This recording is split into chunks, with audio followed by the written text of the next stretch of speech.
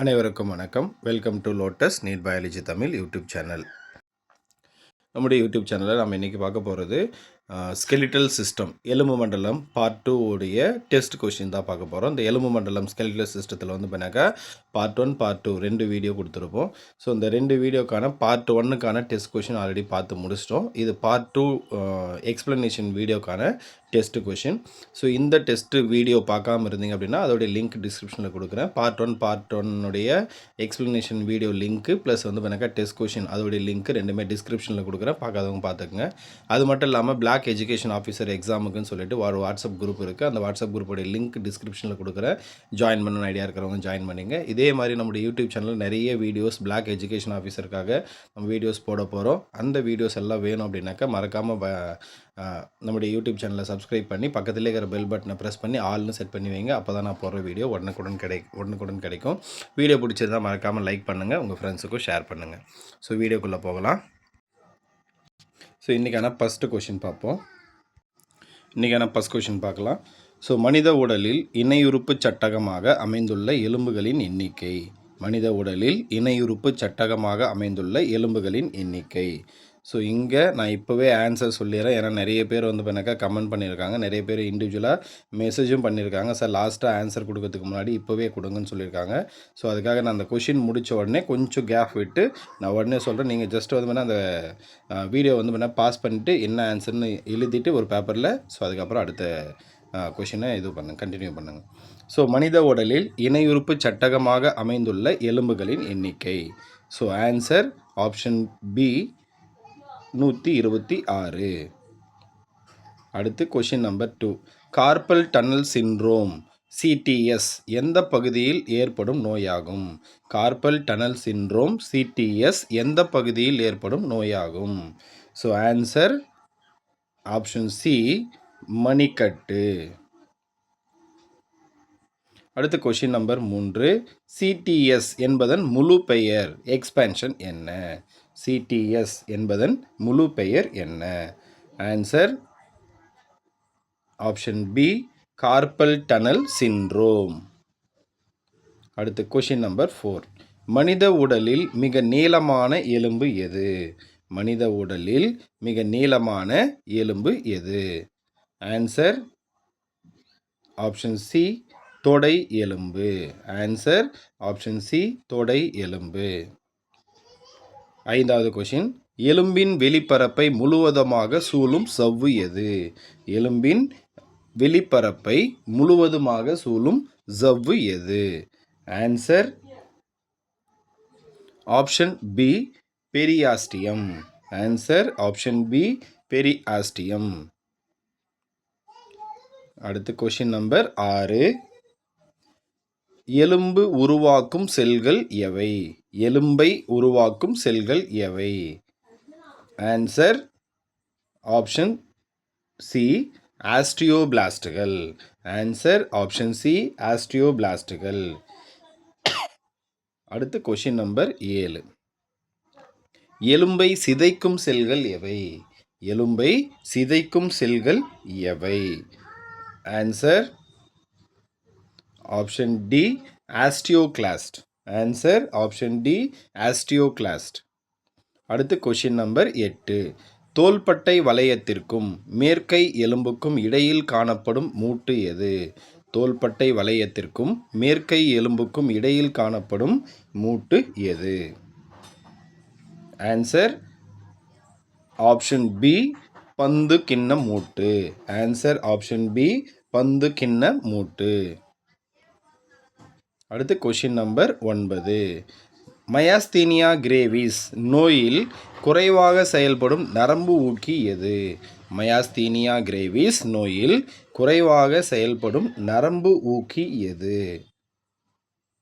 Answer option C acetyl கோலின். Answer option C acetyl கோலின். இங்கிலீஷில் acetyl choline அப்படின்னு வரும். அடுத்து கொஷின் நம்பர் 10.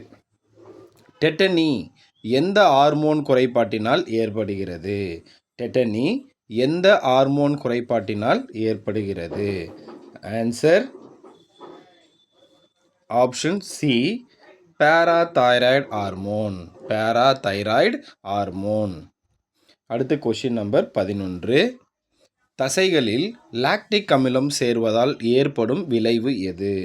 தசைகளில் லாக்டிக் அமிலம் சேர்வதால் ஏற்படும் விளைவு எது? ஆன்சர் ஆப்ஷன் சி, தசை சோர்வு. ஆன்சர் ஆப்ஷன் சி, தசை சோர்வு. அடுத்த கொஷின் நம்பர் 12. தசை சோர்வில் எந்த பொருள் குறைபாடு ஏற்படுகிறது? தசை சோர்வில் எந்த பொருள் குறைபாடு ஏற்படுகிறது?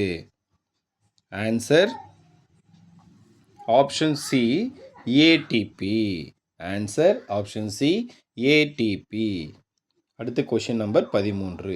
தசைகளின் செயல்பாடு குறைவதையோ அல்லது முற்றிலும் முடங்குவதையோ குறிக்கும் சொல் எது? தசைகளின் செயல்பாடு குறைவதையோ அல்லது முற்றிலும் முடங்குவதையோ குறிக்கும் சொல் எது?